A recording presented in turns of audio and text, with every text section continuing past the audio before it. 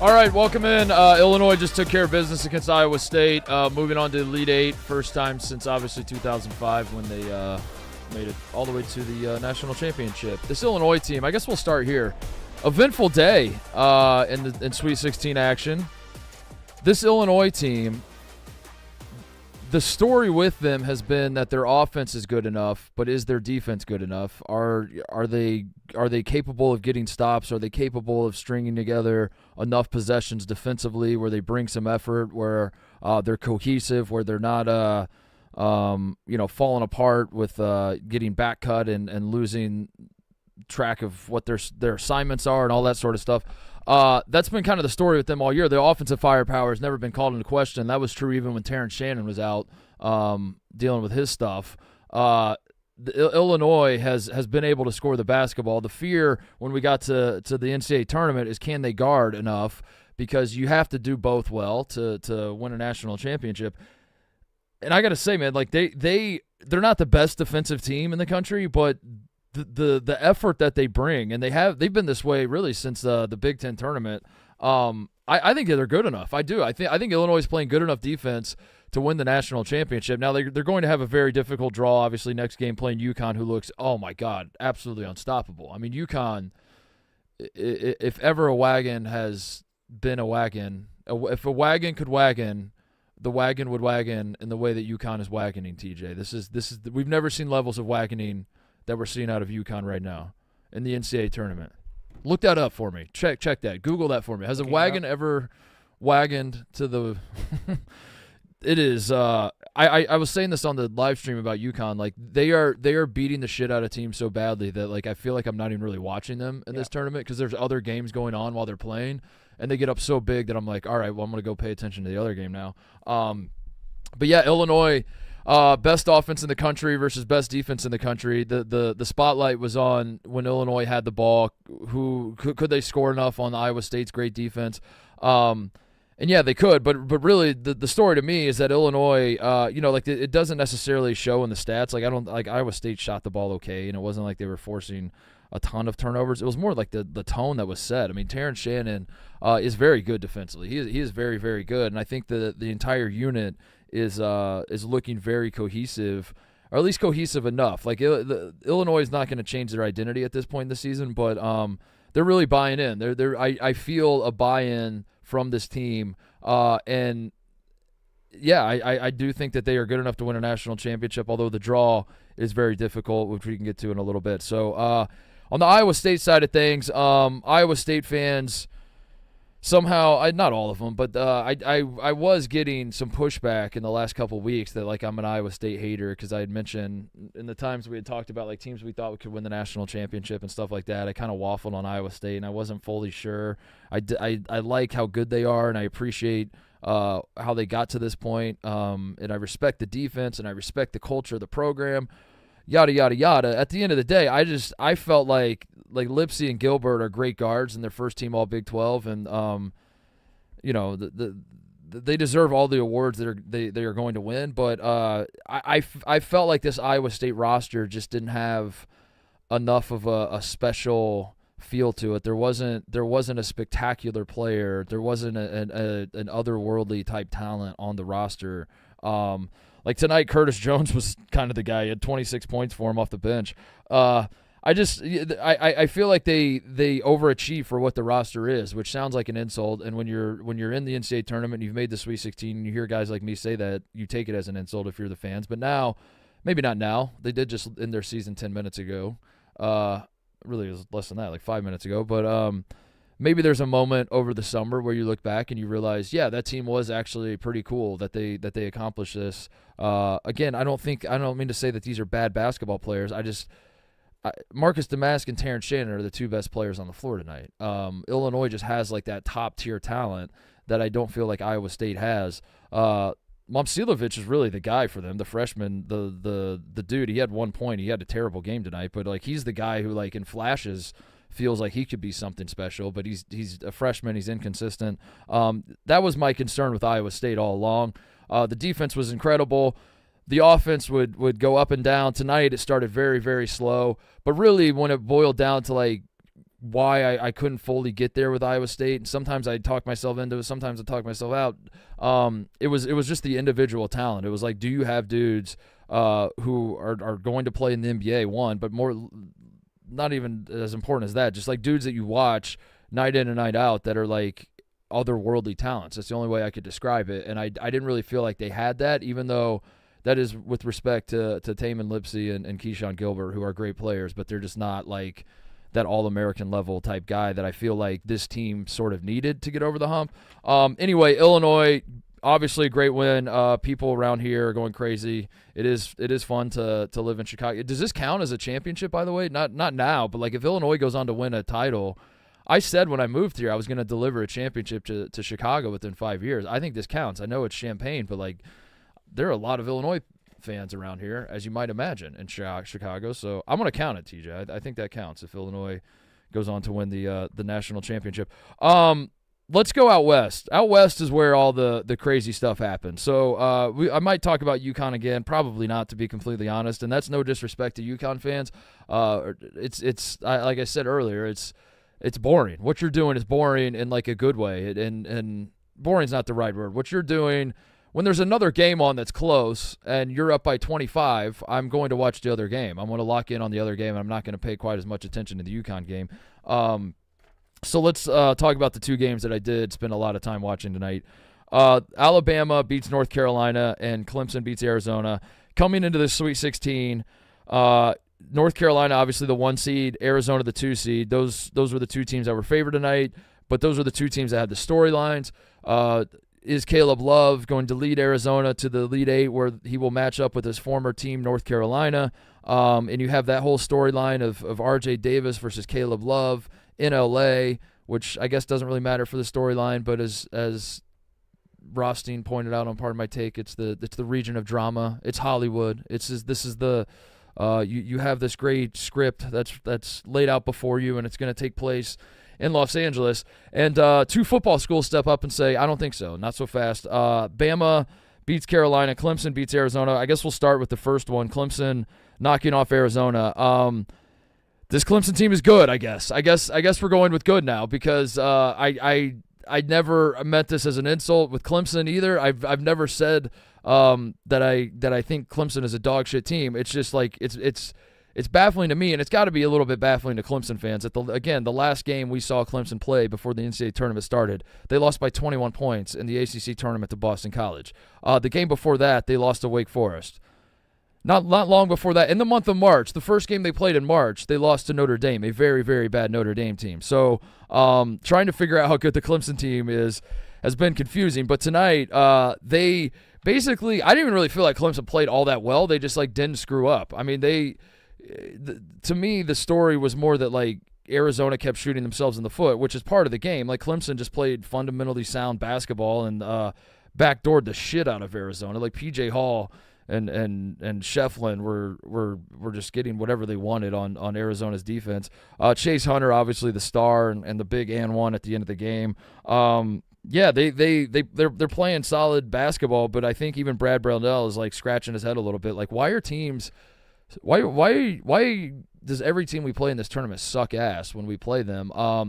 The zone was working, but also to me, no disrespect to Clemson, I do think Clemson can beat Alabama. They beat Alabama in Tuscaloosa early in the season, so of course I think Clemson can beat Alabama. They can keep this run going. They can make the Final Four. But Arizona and Tommy Lloyd is a good coach. I believe that. I've been told that by everybody. I've watched a lot of Arizona basketball in the last 3 years, and I like how Tommy Lloyd approaches the game. I think he's a charismatic guy. I think he's a great recruiter. I think he trusts his guys. I think what makes him a good coach is how much he trusts his guys. And oftentimes in college basketball, you have situations where coaches overcoach and guys are almost like bringing the ball up and looking over at the bench and asking for help. And Tommy Lloyd is not one of those coaches. Nate Oates is not one of those coaches. Hubert Davis, like the teams that play with pace and all that, they're doing so because they're putting a lot of trust in their guys, and they're saying, we've done all the work in practice. I trust that you guys are going to make these plays. And I have been led to believe that Tommy Lloyd is a very, very good basketball coach. But what is confusing to me is if Tommy Lloyd is such a good basketball coach, why do his teams always in the NCAA tournament look like they are coached by a guy who can't coach basketball? That is very confusing to me. This Arizona team, from start to finish, for 40 minutes, shot themselves in the foot over and over and over and over and over again. And Caleb Love having a stinker of a game is kind of the highlight, I guess, or the low light. How if you want a scapegoat, it's probably him. He's your All-American. He's the guy that's supposed to be the difference. He was 0 for 9 from 3. He kept shooting. You kept thinking the next one was going to go in. It wasn't. It was never going in. He had an absolutely atrocious night. And I guess like he could be your scapegoat, but it was really the whole team for me. It was they were in the bonus with like 10 minutes to go in the second half and just kept chucking threes. They had 2 different instances that I saw, maybe there was more than that, where they stepped on the sideline, where guys just like were catching the ball at the 3-point line. They're spotting up. They decide to drive, and they step out of bounds as they go to dribble the basketball. It was like dumb turnovers like that. There was like a sequence where Clemson got like 3 offensive rebounds in a row, and and it's not so much the offensive rebounds. Offensive rebounds happen. Teams shoot threes. There's long rebounds. It gets a little chaotic in the modern game. I don't really overreact if you're giving up an offensive rebound or 2 here or there. It was more that Arizona was just running all over the place. Like they were scrambling. They had no idea where they were supposed to be, how this is supposed to. Who am I supposed to box out? That guy or that guy? This guy? Okay, I'll box out with the ball's over here. Now it's over, and they just were running around like chickens with their heads cut off. If this was the first time you watched Arizona or Tommy Lloyd coach a basketball team, you'd be convinced that this guy's terrible and he's on the hot seat. And he's not. He's won 30 in 3 years. He's averaged like 30 wins a season. So he is firmly positioned himself as a coach. I don't want to stamp him as the coach who can't get it done in March. We do that all the time, and then coaches prove us wrong. 3 years is certainly not enough time to do that. But let's just say that some interesting trends are developing. We'll put it that way. And I think it ultimately boils down to, call it him being stubborn or trusting his guys too much, whatever. I do think that's the problem. I think he makes no adjustments, and it's easy to get upset at him if you're an Arizona fan, or if you want to be a critic of Tommy Lloyd, be like, this guy's a bozo. He doesn't make any adjustments at all. I think that's by design, and I think what Tommy Lloyd is doing is he's trusting that his plan is going to, like, I guess it ultimately is him being stubborn, but I think in his mind, he's like, if I trust my guys, this is going to work out because my guys are better than their guys. And yeah, sure, we're 4 for 20 from the 3-point line, but the next one's going in. And I just have to trust that as long as we keep getting open shots, as long as we keep pushing pace, things are going to work out. I think all of that is true if you play defense. Their defense was so bad tonight. They were so bad. And Clemson bailed them out, man. Clemson was 8 for 25 from 3. Like, they didn't have a great night either. But that's why I said when we first started talking about this game, like, I kudos to Clemson for winning, but like, to me the story was I didn't even think Clemson looked that impressive, which is a good thing if you're a Clemson fan, because I don't even think this was Clemson's A game or anything close to it. I think Arizona just shit down their leg for 40 minutes, and they just assumed that the shit was going to stop, and it never did. And as it turns out, you have to do something to stop the shit from coming down your leg, and Arizona just kept trusting that like eventually the next shot's going to fall. Yeah, Pella Larson was horrendous defensively. Keyshawn Johnson was like falling for every shot fake. He was off balance all night. He's a guy that like theoretically should just be swallowing up the best perimeter player. The Keyshawn Johnson, I mean, throughout the season, when Arizona got ranked number 1, and I was talking on the show extensively about how much I like this team, Keyshawn Johnson was a big reason why. He's a guy who can guard 1 through 5 and do it well. And like you get fired up watching him play defense. You watched him tonight, you think this guy has never played a possession of defense in his life. He's off balance. He's jumping for shot fakes. He fouled Gerard on the 3. Gerard only made 1. He only went 1 for 3 on the free throws. But like, that was a weird foul. Keyshawn Johnson was just out of sorts defensively all night. Pella Larson was the same. Kylan Boswell had a horrendous game as well. Like across the board, everybody played poorly. Ballo had like good stats, I guess, 15 and 15, but like there were times defensively where I was scratching my head about him. He also couldn't make free throws, which is kind of his thing, but also, we would like you to maybe not go 1 for 7. Jaden Bradley, I guess, is the guy off the bench. He had 18, was 4 for 9. He 2 for 4 from 3. I guess he was kind of the only guy that you felt kind of good about if you're an Arizona fan. But yeah, it was absolutely brutal. And Tommy Lloyd has definitely positioned himself as one of those coaches that we're just going to have under a microscope, I guess, every March. And Arizona is one of those programs. I mean, they have been. It's been a very long time since Arizona's made a Final Four. I don't know what it is about this program. You swap out coaches, the problems remain. They have all the talent in the world year after year after year after year, and they just can't get over the hump, just can't make a Final Four. The Final Four is in Phoenix this year, which probably shouldn't matter that much, but if you're someone that talks yourself into like guys having extra motivation or whatever, it just made sense. And Arizona was in a region that felt like it was the most wide open. It felt like the path was there for them. And in the end, they squandered the opportunity by just playing a horrendous game. And it's one thing to say it's March, bad games happen, they weren't hitting shots, that sort of thing is going to happen from time to time. But this is starting to become a theme for Tommy Lloyd, and I'm curious what next year entails, because I don't know how many.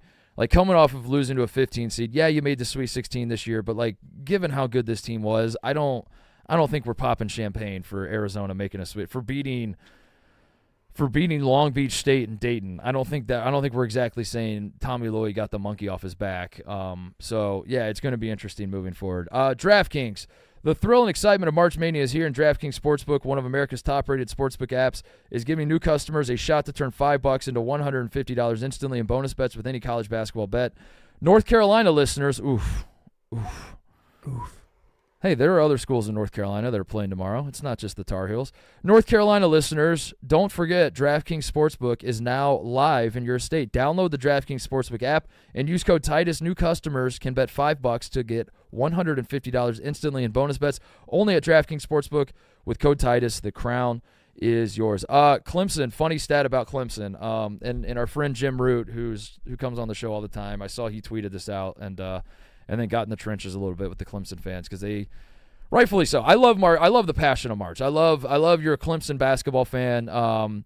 You were out on this team at various times. Like, I don't mean to say you stopped watching and you were disgusted, but 3 weeks ago you weren't like, we're going to the Final Four. Now all of a sudden you wake up and you're like, fuck the haters for saying we're not going to the Final Four, which is what makes this month great. What makes these last couple of weeks so fun is that the passion comes out. But anyway, I saw Jim tweet this, and then like he's kind of like, he's stuck. He wants to call Clemson a fraud, but also he's like, how do you deny Clemson beating New Mexico, which was an 11 seed we all believed in the most probably. It was a very, very hot New Mexico team that everybody loved. A Baylor team with a ton of talent that has the pedigree as a program and a great coach, and that exactly wasn't a cupcake. And then now you beat an Arizona team that everyone assumed would take care of business tonight and march on to the Elite Eight. So for Clemson to pull off those 3 wins, I've joked around about the idea of like we can't quite figure out if Clemson is good or if they're lucky or like what the hell's going on. But then Jim Root called to my attention that the Clemson 3-point defense in this tournament right now, Clemson opponents are shooting 18% from 3. New Mexico was, I have it right here. New Mexico was 3 for 23 from the 3-point line. Baylor was 6 for 24 from the 3-point line. And tonight, the Arizona Wildcats were 5 for 28 from the 3-point line. So you're saying to yourself, is that unusual? Are you saying that all these teams were just unlucky? Why not give credit to Clemson? Clemson might just be a great defensive team. Sure, Clemson was not a great. That wasn't what Clemson did throughout the season. It's not like Clemson, for all the ups and downs through the season, the one thing they did is they guarded the 3-point line well. They were an okay defense, but for some reason, and this is what I felt tonight, I did feel like Arizona was getting some open shots and just bricking the hell out of all of them, which is kind of played into the trap, sort of, because Arizona just kept thinking, we're open. This is what we have to do. We have to shoot it. But yeah, that's an interesting development. That Clemson is 18%. The Clemson opponents are shooting 18% over 3 games in this tournament. Make of that what you will. Some would say that there's going to be regression. You now have an Alabama team coming in that is a very good three-point shooting team. We'll see what happens. You're playing Alabama in 48 hours, less than that really. You're playing Alabama on Saturday for a trip to the Final Four. They are a great three-point shooting team. If Alabama shoots 18% from three, Clemson will go to the Final Four. I will almost guarantee that. But I don't know if Alabama is going to shoot 18% from three. So that becomes very interesting, is because I think if this happens 1 or 2 games, you think it's just luck, but now it's happened 3 games. It might still just be luck, but if you're a Clemson fan, I don't blame you for saying this isn't luck, buddy. This is us. This is us playing great defense. Although I will say, my eyes tonight, Arizona had a lot of open looks, and boy, they were just throwing up bricks. The other game in the West, Bama. This Bama team. Bama beats North Carolina. Kind of the same thing with North Carolina that happened to Arizona, which is your star player sucked. I mean, the hilarity, if you want to call it that, like I don't necessarily get off on guys playing like shit, but there is something kind of funny about RJ Davis and Caleb Love having a setup where they each have to win one game and then they're going to meet in the Elite Eight. And last year's North Carolina team is the preseason #1 team. They have a very disappointing season. They don't make the tournament. Caleb Love gets tagged as the scapegoat. He flees to Michigan, and then they don't let him in, and he goes to Arizona. And it was all setting up for a Caleb Love redemption, or maybe Carolina gets the best of Caleb Love again, whatever. And then tonight, they both combined to go 0 for 18 from the three-point line and both lose. I mean, that's... We look back on last year's Carolina team. We're like, was it R.J. Davis's fault? Was it Caleb Love's fault? Why was this team not good? As it turns out, it was both of them. I guess maybe that was the lesson. Is they both couldn't get it done. R.J. Davis was, I mean, there were some moments in the game where you can look back and say like that's the Jalen Withers 3 when he was left open down the stretch and then he bricks it, and then he kind of had that moment where he's like, oh, I was left open for a reason. And then he gets and then Grant Nelson draws the and one on Withers on the other end, and that I think that put Bama up for good.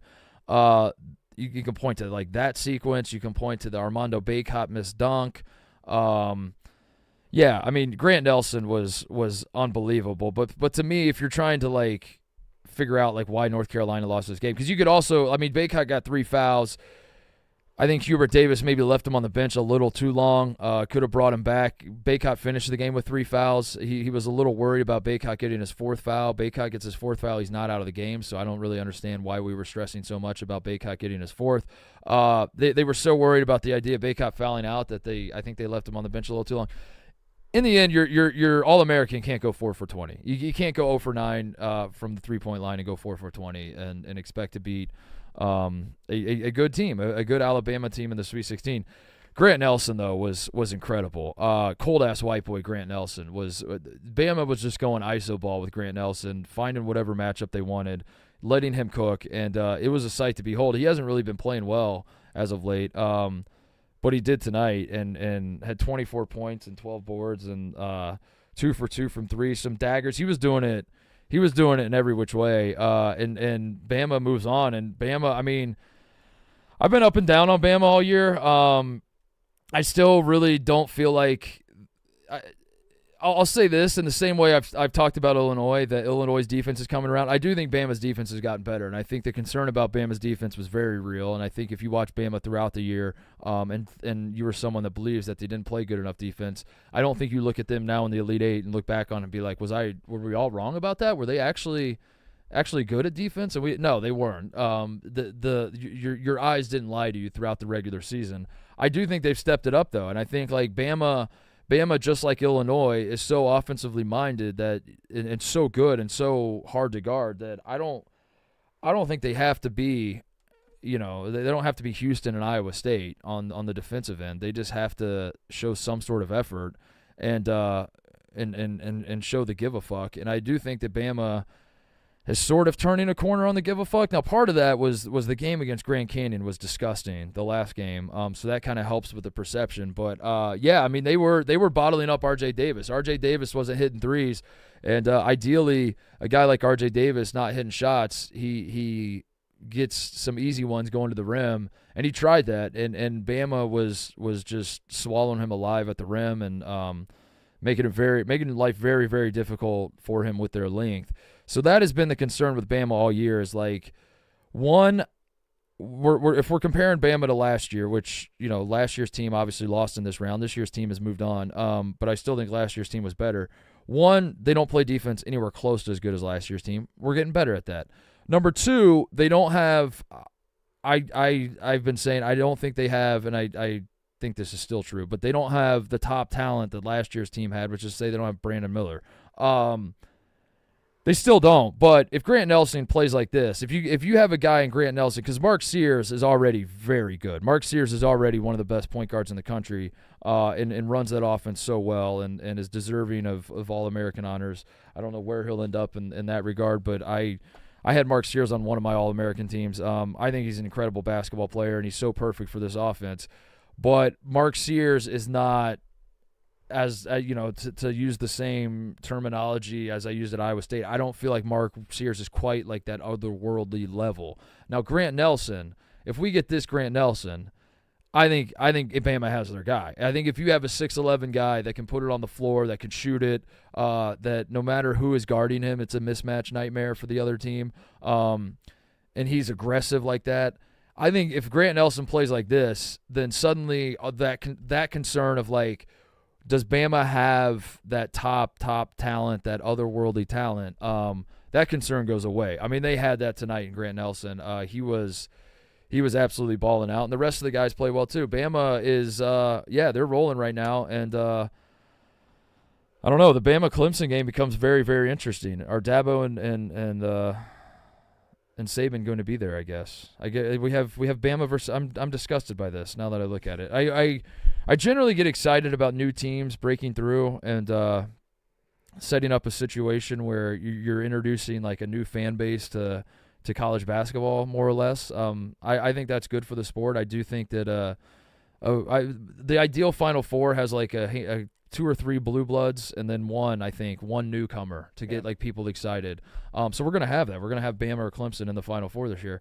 But now that I'm looking at a bracket and I see Alabama and Clemson head to head in a massive game, I'm just kind of upset again, TJ. I'm like, this is because of stupid. Just because they played football all the time. Right. It's like, how come they get this too? It doesn't look good. It looks almost wrong on the bracket. Mm-hmm. All Athlete. I'm going to talk about my friends at All Athlete. One of the things I'm trying to work on in 2024 is my broad jump. My buddy Greg has this incredible new feature on the All Athlete app that allows you to measure height, wingspan, vertical jump, and 20-plus other measurements just by using your iPhone. I just did my broad jump not too long ago. It was an astounding, some would say a world record. Those people would be wrong, but I do think some might say it. 8 feet 6 inches for your boy. I have no frame of reference as to whether that's good or not, but that's what the app said I did. All Athletes said I did 8 feet 6 inches. I felt good about it. I saw it. I was like, seems pretty far. I actually don't want to know whether that's good or not, but I do want you to know this. If you think you can beat my broad jump of 8 feet 6 inches, download the All Athlete app and give it a try. The person with the furthest jump will win a $100 Amazon gift card. All you have to do is download the app, screenshot your broad jump, and post your broad jump to Twitter with the hashtag #TitusJump and tag @AllAthleteInc. That's it. Hashtag #TitusJump @AllAthleteInc. Win a $100 Amazon gift card if you have the best broad jump. Think you can beat my broad jump? Download All Athlete app now for a chance to win a $100 Amazon gift card. So Bama, Clemson, Connecticut, Illinois. UConn, Illinois is going to be the marquee matchup of those two for sure. Obviously, I mean, Terrence Shannon and Marcus Damask are dialed in, and Illinois is obviously playing the best basketball of the season right now. And this Illinois team, and in the Underwood era, Illinois has had a lot of good teams, a lot of talent has come through. There's just we're going to have to go check the tapes, but I'm pretty sure I'd said this a few different times, that this Illinois team did feel different. This Illinois team felt like it was a team built for March, which is to say that having your offense run through Terrence Shannon and Marcus Damask, but having like a very obvious pecking order of how that's going to go, and that Terrence Shannon is the guy. But when Terrence Shannon's out, Marcus Damask is the guy. And I don't know. I feel like the identities of these guys are so much more well established than has been the case in previous Illinois teams which have had a ton of talent as well. They just haven't quite the pieces haven't quite fit together quite as well. And this year's Illinois team, the pieces are definitely fitting together. So shout out to them for that. This is obviously a fun run, and whatever happens against UConn, it's been a hell of a run, and I think Illinois has gotten a big monkey off their back. But I don't say that to say that like they don't have a shot against UConn. I am curious. Now this is a double-edged sword. I am curious what happens to UConn in a tight game, in a tight NCAA tournament game, when assholes get tight, when it's the under 4 timeout and it's a tie game. What does that look like for UConn? I don't say that to say that I think UConn doesn't have the balls to like finish out the game. That's not what I'm saying. It's just that like we have Andrew Hurley's played in every UConn NCAA tournament game the last 2 years. That's fucking nuts. They're rolling out the walk-ons in every single 6 straight games on a path to a national championship. Dan Hurley's just throwing his walk-on son out there, and he's just like, yeah, dude, we're up by 1,000. Just get in there. And they're still doing it. So that's the double-edged. It's like, if you're trying to pick some nits here with UConn, you would just say like you're beating everybody so badly that I don't know what it's going to look like. I don't know if you have those reps. I don't know if you have the tight asshole reps that you need when these moments come up. But I don't know if they're going to need them. That team is playing so well and has so many different weapons. In fact, I saw the Chandler Parsons quote about how. I mean, we talked about this on Mostly Sports a little bit, that Mike Greenberg made a comment about like he thinks that UConn could qualify, could make the Eastern Conference playoffs, and then everyone's like, that's obviously very stupid, Greeny. Shut up, you're a dumb bitch. You don't know what you're talking about. And then Chandler Parsons kind of swung it the other way, where he's like, I don't even think anybody on UConn's roster could play for the Detroit Pistons, which is also stupid because UConn has guys that are about to get drafted and will be playing on NBA rosters in like 6 months. So it's kind of dumb to say they're not good enough to play on the roster right now. Anyway, when Chandler Parsons, he mentioned something about like, I don't even think their best player. And it dawned on me, TJ, that I don't even know who he was talking about, because that's UConn is so good that I don't even know. Was he talking about Tristan Newton? Is he talking about Klingon? Is he talking about Cam Spencer, Caravan? Is he talking about Stephon Castle? I don't know. Maybe he's talking about all of them. I have no idea. That's how good this team is that like I still am not quite sure what particular player he was referencing. I assume it's Tristan Newton, but also I don't know. That's how talented they are. That's kind of like the argument that was made during the like season end awards too. Was like Big East Player of the Year could have been a couple different players on UConn. Yeah. Even when they play bad, they have so many players that are playing so elite. I think Dan Hurley at halftime today said, like, we shot poorly in the first half, but Cam kept us in the game. Yeah. Like, that happens more often than not, where when they go on slumps, they have so many guys that can stay hot that they don't actually go in a slump. Yeah, I mean, if you're a box score bozo and you don't actually, like, watch UConn and you just look at the box score to see who had the big game or whatever, you would look tonight, you would say Donovan Klingon had 8 points. Right. Alex Caravan had 8 points. Okay, so obviously Cam Spencer and okay, so the guards are what make them go. It's Castle and Newton and Spencer. Those are the guys that make them go. And that's not to say that's not true, but there are probably guys in the UConn locker room that are like, the reason we believe that we're better than everybody else is we have a guy like Donovan Klingon, who's versatile, who's a fucking giant, but is so versatile, so good defensively, can move his feet, and I think like he might be the focal point. And if Donovan Klingon, I mean, we saw it against Seton Hall. Donovan Klingon went out, and Seton Hall kind of ran him off the floor in that game, and Donovan Klingon had his injury. So maybe there's a belief that like if UConn loses Donovan Klingon, he's the most important guy, because if we lose him, we're fucked. But you're kind of not, because you have so much talent that like it is. At what point, by the way? So the idea of UConn versus the field when the tournament starts is kind of a stupid premise, because as gambling becomes more popular and people understand odds more and all that sort of thing, I think it's pretty well understood that like any team versus the field is stupid in a 68 team field or 64 team field. There does come a point where we've whittled the field down, and it does become UConn versus the field, and I don't think we're there yet. But if the Final Four is UConn, take your pick, Bama and Clemson. Whoever comes out of the Midwest and really whoever comes out of the South, I don't know. I'm just looking at them like if that like the Final Four. Nothing against Houston and Purdue and all these other teams, but like it's the way UConn is playing right now. Now I guess we got to see what happens tomorrow. If Purdue runs Gonzaga off the floor, then there's an argument to be made that Purdue's right there with them. And Houston could spank Duke, but Houston also went to overtime with A&M, so maybe people aren't as high on them. Given what happened last year, how good UConn has been this season, and yes, they have had a couple hiccups where they couldn't hit threes, and they lost to Creighton and lost to Seton Hall. But boy, I just it feels very, very inevitable, and that is unfortunate to say because I do think you look at the right side of the bracket, there are a lot of teams to be very excited about.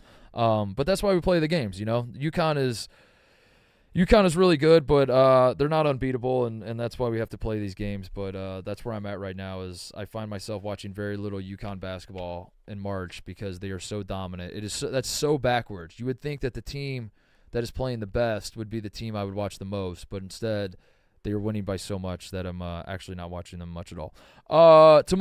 Games tomorrow. Sport clips first? I'll talk about sport clips first. Good call. Your hair may grow fast, but after going to Sport Clips haircuts, you'll wish it grew even faster. That's because Sport Clips has the best seats and hair, and that may or may not be because they happen to be right in front of the TVs, playing sports all day, every day. We know that watching sports while getting a haircut sure beats watching your reflection get a haircut, which is why at Sport Clips, every day is clippers and curveballs, high tops and Hail Marys, and even waves and wickets if you're into that kind of thing. At Sport Clips, you can check in with the pros in men's hair and totally check out with pure, uninterrupted relaxation. So yeah, come watch an endless stream of sports on TV while getting an awesome haircut. Sport Clips, it is a game changer.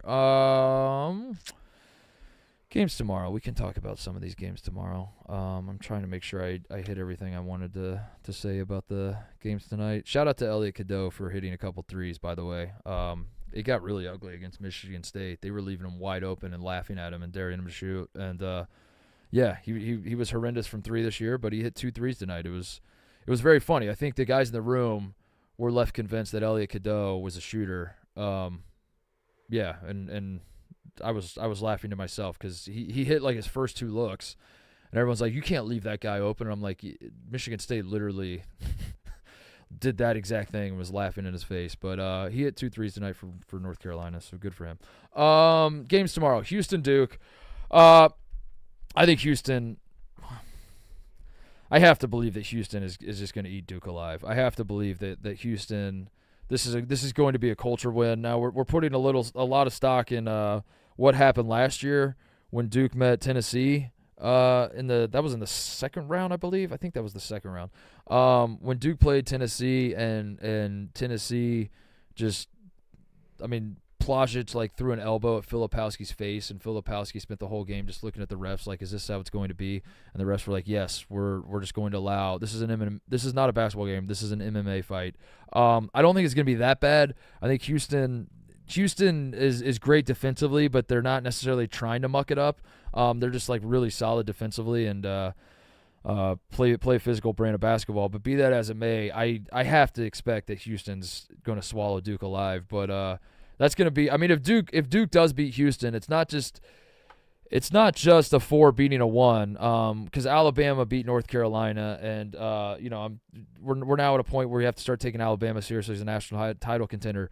I would be very, very high on Duke if they beat Houston, less because they've knocked off a 1 seed and now they're in the Elite Eight and all of that just by default, and more because I think Houston is a nightmare matchup culturally for this Duke team, and if they can step to the plate and bring the fight and not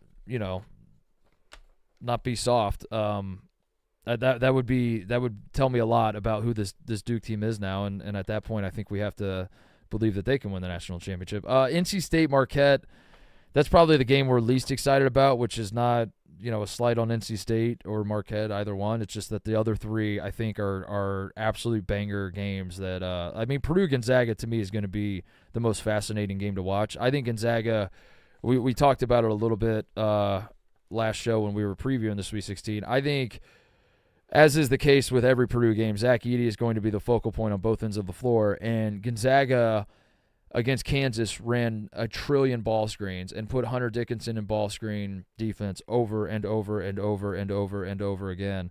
And Hunter Dickinson is not great. At ball screen defense, Hunter Dickinson cannot move his feet. He cannot move laterally. All of the same can be said about Zach Edey. The difference, Zach Edey is a few inches taller than Hunter Dickinson. And I think Zach Edey tries a little bit harder.